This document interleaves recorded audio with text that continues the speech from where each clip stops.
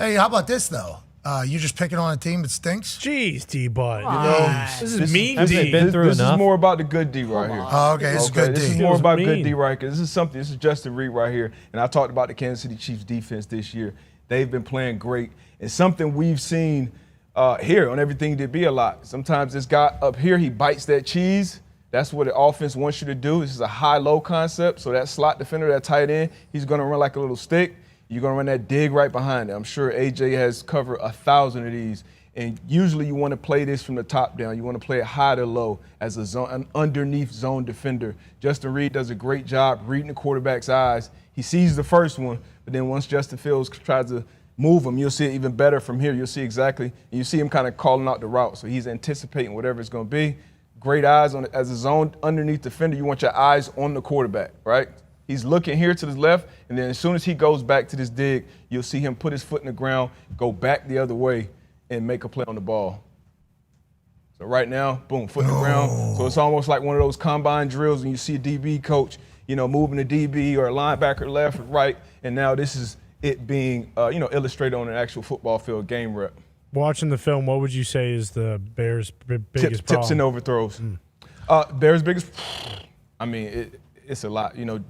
Dan came here and talked about it. It's just, you don't have that confidence in playing quarterback, playing any position in pro sports.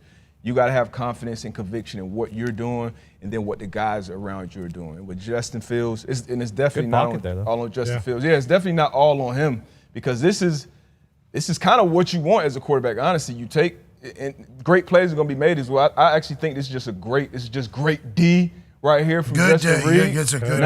Not necessarily a bad read or a terrible throw. Slinging around that good day, Justin, right? Justin Fields, but they just got to put it together. I don't see the confidence. I don't see the continuity here in that offense. Still staring down guys, too. Kind of, yeah, and that's when you don't have the confidence because now you don't just trust that I go from left and then I go to right, I can complete that dig ball, 2 yards outside the hash. Trent McDuffie, get this situation correct. Once again, right before halftime, 2-minute drill. Second quarter, 47 seconds left. We were probably all up watching this. If you run it back to the beginning on Saturday, one of the things we talked about is knowing when this bubble is coming, right? Understanding the depth. Usually somebody else, usually that number 2 receiver is there and he's a little up, just like this receiver is. And if you see receivers want to cheat and get as close to the line of scrimmage as much as possible usually. So when they're that deep, that's usually a key. And Trent McDuffie has, since his rookie year, he's been playing lights out. So he's aware of what's coming. And then Mike McDaniel does a little, if you pause it there, I've never seen this at least playing.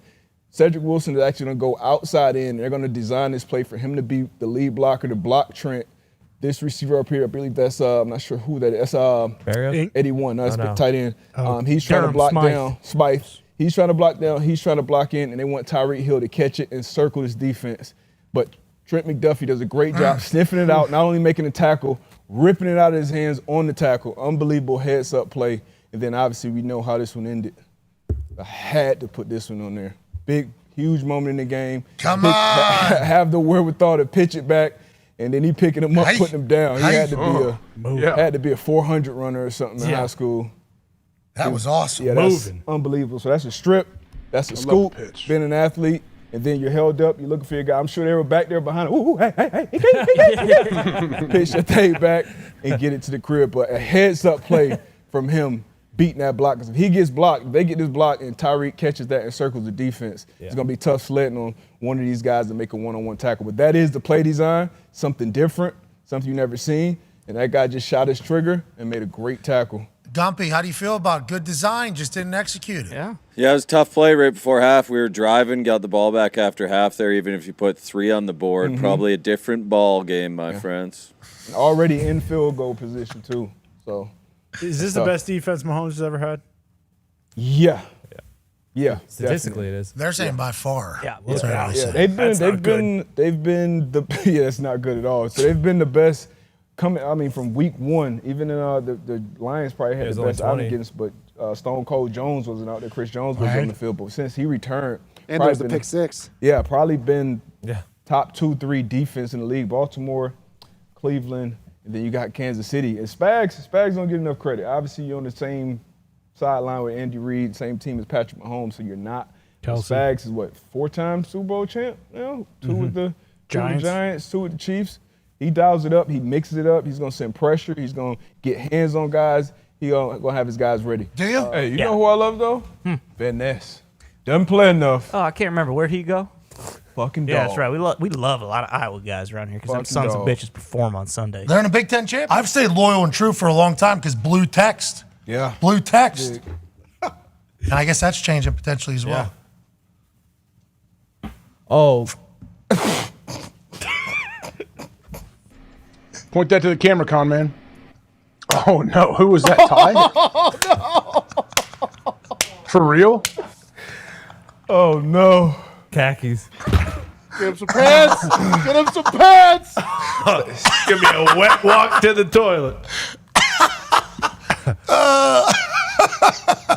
Clear this man a path. Hey.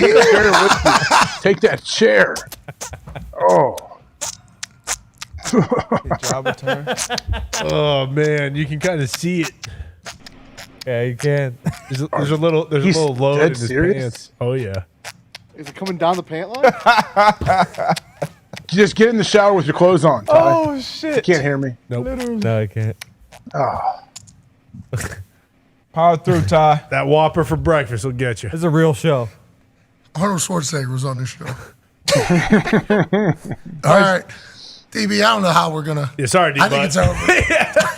It's over. Sorry about How about that. this team? Really cold, huh? Oh, yeah. Really fucking cold. Kansas City Chiefs, great job. You'll see Snead down here. We all saw the clip of him in that jam with Tyreek Hill. Look at his safeties moving around, rotating, still going to a split safety. You're going to have a deep safety over Tyreek Hill. Snead's going to do a great job not only getting a reroute pre-snap and taking away Tua's first look.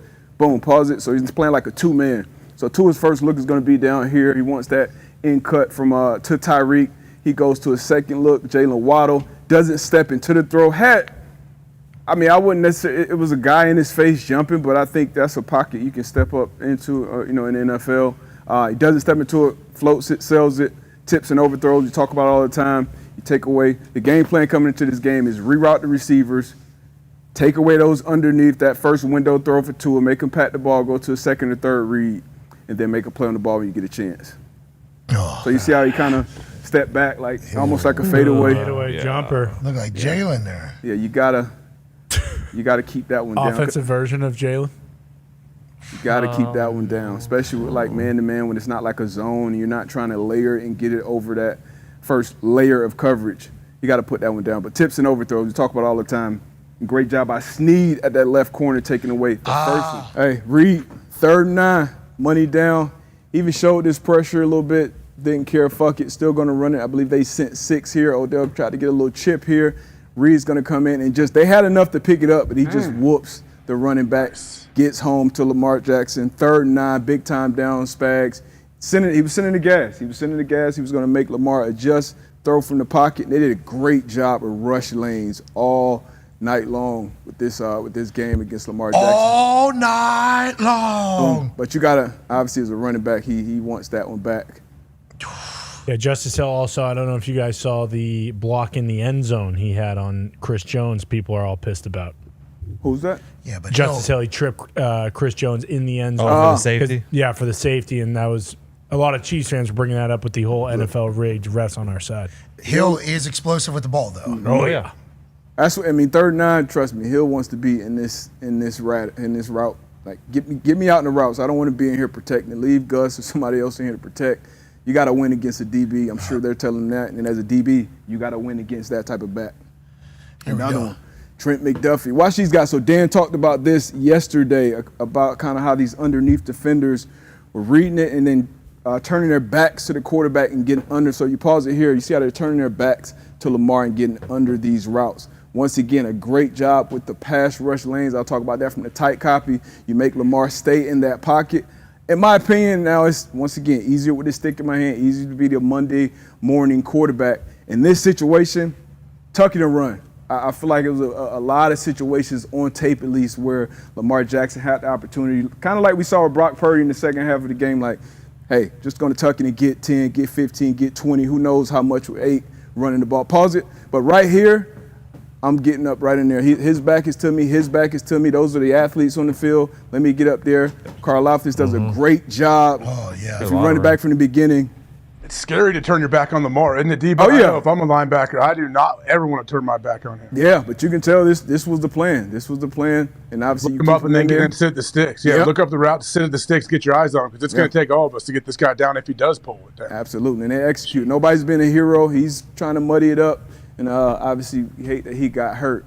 But this is once again tore ACL. Yep. So obviously he's done for the rest of Carl Aftis had a good game, man. Carl Aftis, I feel like that dude was good. He did. He's got a high motor, doesn't he? He does. Look at him. Look at him spin back. Don't go too far by the quarterback. Spin back around. You run to the ball. Good things happen. Purdue guy. But once again, if he's watching this film, I'm sure he saw at least 5-6 opportunities where, hey, just tuck the ball, be an athlete.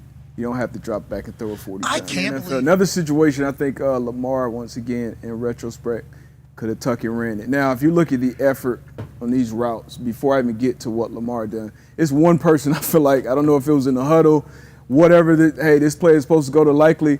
These guys, this effort, I mean, it's just. It's fourth quarter. It's not championship effort. It's 6:50. You know. I mean, we need better effort out of those guys, first and foremost. But Isaiah, like he's running his ass off. He wants the ball, throw it up. Maybe if he throws it here, maybe, but probably not. Nobody's talking about that on this. That's fucking absurd. That is. And this is the one he threw it into triple coverage. It was like, well, you only had one guy on the field. Only guy running down the damn field like he wants the ball. 2nd and 10, once again, 8. He's not open. Obviously, Deion Bush's backside, he's keying the quarterback the whole way because the backside receiver is not threatening him in the slightest. So that's a tough spot to throw that ball in. Once again, 2nd and 10, live to see another down. You got Justin Tucker. You can get points on the board. You can, once again, backs are turned. Like this was there on tape at least a handful of times for 8. And this is probably a touchdown, honestly, if Lamar takes off. Once again, made this throw. Didn't have his best game, and obviously Spag's defense and how they executed didn't help at all. So some great plays. Deion Bush getting called to action, showing up in the biggest moment. Hey, congrats to the Chiefs defense being an absolute weapon and seemingly having Lamar and the entire Baltimore Ravens team that was very dominant all year out of sorts. Can't wait to see Chiefs Niners next weekend. We appreciate you, ladies and gentlemen. Everything DB presents. Good, D, bad. Yes, sir.